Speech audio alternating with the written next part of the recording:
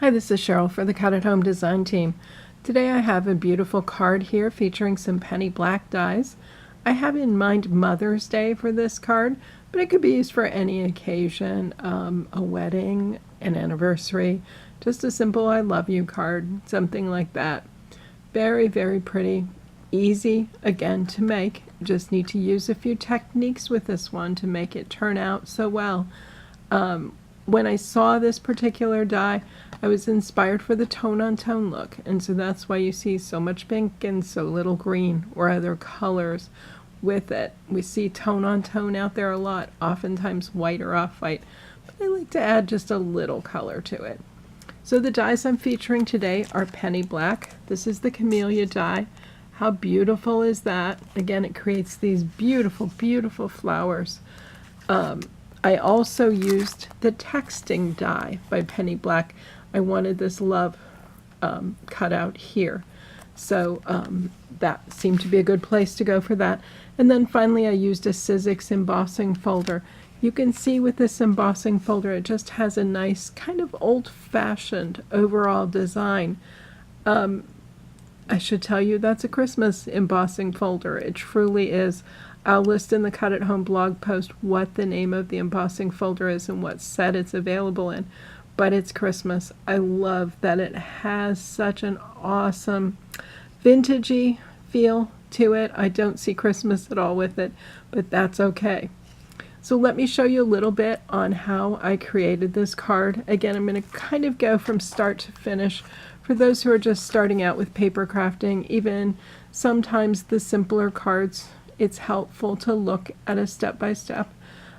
So first I used the Camelia die, and I cut out, this one cuts out just sort of the blob of the flower behind. This one cuts out only the detail part, so this is what that cuts out. Just this piece here, trying to avoid that glare for you. So you need both of them. You need the basic piece. I'm trying to reach for one here, and I can't grab it. And then you need the top piece. And then I cut out some leaves. The leaves come out with a center score line down the middle, so you can use that to just bend them up, give them a little dimension, and they turn out quite well. The love die was very, very simple to cut out. Again, I just placed that on my pink cardstock and cut. For purposes of all of the pink pieces here, I'm using the same color of cardstock. I know you see some color variation. That comes from the ink that I put on later on. Also with my green leaves, these are a part of the Camelia die set, so I just needed to cut them from a green. Again, true tone on tone, I probably would have pink leaves. That just wasn't all that appealing to me, so I decided to stick with what I knew worked. This is an A2 card, so my background layer here is 4 1/4 by 5 1/2, and that I ran through the embossing folder. I used my Sizzix Texture Boutique purse for that just because it's so easy. I love using that thing for simple embossing projects. And so I've got my embossed piece for the back, very simple. I've got my love word cut out. I cut 3 flowers. And I cut 3 sets of leaves. I have leftovers. I never know where I want to put leaves though, so I always try and cut the minimum number that you would to go with each flower that you cut out, and then you've got plenty. You can also see that I've got a 5/8 inch ribbon that's running across the bottom here, and I have the little bow. This is actually came as white ribbon. It's Mayart's sheer white ribbon. It's a beautiful, wonderful ribbon. I love that it's very susceptible to lots of different inks, so it's very, very easy to color or dye. And you also never get that harsh, crinkly ribbon. It's very soft, so it stays soft, and I love that. There's a piece of ribbon that I have left over from when I colored it. Again, this started out white. All I did was take my Memento ink pad. This is Angel Pink, and I simply ran it over the ribbon in order to give it color. If I had a larger piece, I would just simply pull it through that way. So there's lots of easy ways to color that ribbon. If you have a reinker, you can sometimes just put the piece of ribbon in a plastic bag with a few drops of the reinker, and it will also come out perfectly colored. So whatever you find easiest is the thing that you need to do to add color to your project. Now, in order to make my flowers, again, I've got the two parts. This part, you wouldn't expect it, but again, because it's so fine detailed, can be a little bit challenging to cut, so you treat it like any super fine detail die. You may need extra shims, you may need the metal shim, whatever it is you use in your machine to do those super fine dies you want to do here.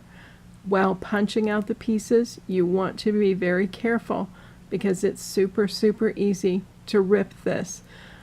It wouldn't always show, but it is possible. You can see right here where I've got a rip because I wasn't being careful when I removed this piece here.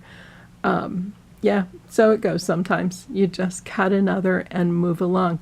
Now I have a great demo piece, right? And so I also have the matching background piece. Now for this, I want to add some color because I want to see a little bit of distinction in my flowers between the topper piece here, the detail piece, and the sort of blob that goes behind. So you can look at it two ways. You can either color the top piece or color the bottom piece, or you can use contrasting, cardstocks with a little bit of contrast. I chose the inking method because I wanted this to be fairly subtle. Again, with my Memento Angel Pink ink, it's very easy. It's a very light pink ink. It stamps very light, so it's not something I use a ton for stamping just because of its lightness. As between these two shapes, the easiest one to color is going to be my blob, just because with all the intricacy here, it will be very easy in the sponging process to pull something out of place and maybe further rip it, and I don't want to do that. Now before I get it started coloring, I want to make sure how these two match together so that I make sure am I working on the right side or the wrong side. So what you want to do is look for a distinctive feature. I look for this dip that's kind of there on the Camelia, and I try and match that up. I can see I've got this upside down. You can see I've already colored this one. I thought that was my plain one, but apparently not. And so now I know how it matches. I'll set this piece aside. Even though I've already sponged some color on this, I'm going to show you again how I do it because it won't hurt anything. I'm using a craft marshmallow. You find these in the kids section with the kitty crafts. They're very helpful. It's a nice surface for gliding over the top of things, but because it's not spongy, it has a little sponginess, but it's not going to sink in and go down into things. So it's simply going to glide on the top. I'm going to add some ink to my sponge, maybe tap just a little bit of that off, and again begin applying it to my circle. I want this to not be consistently covered. I want some areas that are darker and some areas that are lighter, because that's what we'd find in nature with our flowers. They wouldn't all be a nice, pretty, vibrant pink, for example. So do what you need to do when you're satisfied with the appearance. Again, I've got a nice modeled appearance for this. It's going to look awesome when I put my top piece over it. And so you can see how beautiful that looks and how that adds the color that I was looking for, adds the depth and dimension to make just an absolutely gorgeous flower. So the next step would be to glue this to the background piece. I'm going to let my ink dry a little bit. I transfer my glue, and I use the Scotch Quick Dry Adhesive, my favorite glue. I transfer it into a little bottle like this that has a precision point, because that way you can get the glue as close as possible to all these spots. Again, you have to work quickly because little bits of glue are going to dry fairly quickly. So you don't want that to dry faster than you can get the whole thing covered. But you're simply going to glue it in place, and then you have a flower. I just added the little, these are called bubbles. They're Queen and Company Candy Shop bubbles in pink. They happen to match my cardstock. I added those to the center of the flower, again, to add a little interest. When it came to my leaves, again, they had the score line in the middle. I just bent them up to give them the dimension that I wanted to see. I also added a little ink so you can see how much better this one looks with just a little ink sponged around it as opposed to this one that's plain. Both do the job. I'm liking this one better. Again, don't worry about perfection. I used a little bit smaller craft marshmallow for this. You could use the larger one. You just tend to get more ink that way, and I didn't really want it. Here I'm using Memento Pistachio ink. You just want to come up with inks that coordinate, that aren't terribly different from your cardstock colors, so that they add a little something as opposed to shouting, I'm here, I'm here. So subtlety, typically the key with that. So from there, it's really just assembling your card. On my embossed background, I put the ribbon down first to make it stay. Then I added my 3 flowers. This one and this one I used low dimensional adhesive with. I like the scrapbook adhesives, thin foam squares for that. And then this one I used a regular dimensional adhesive. I wanted this one to pop a little higher than the other two, the natural dimension that you would see if these flowers were arranged together.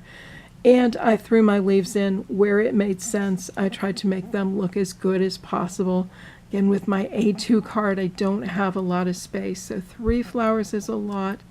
Adding any more, excuse me, adding any more leaves would be an awful lot. After all of that was done, I added some glue to my love sentiment. I forgot to tell you that with the love as well, I sponged it with the Memento ink. Again, this one you have to be a little bit careful sponging with because you have fairly thin letters here and they want to move out of place and bend and stretch and everything else, and you don't really want that. So be careful in applying the ink, but adding a little ink will also pop it from the background a little bit and make it stand out and be more readable. My very last thing, I added my bow. Again, the ribbon for the bow was covered with that angel pink ink. So it's a relatively simple card, just a few extra steps to make it look its awesome best. Again, so many possibilities with this. Your flowers could be in color. They could be tone on tone, as I've done. Many, many choices. It's an awesome die by Penny Black. So again, this is the Penny Black Camelia die for the flowers, the texting die for the word love. The embossing folder is Sizzix. It's a Christmas embossing folder, and I'll let you know the name on the Cut at Home blog post. Thanks for watching. Bye.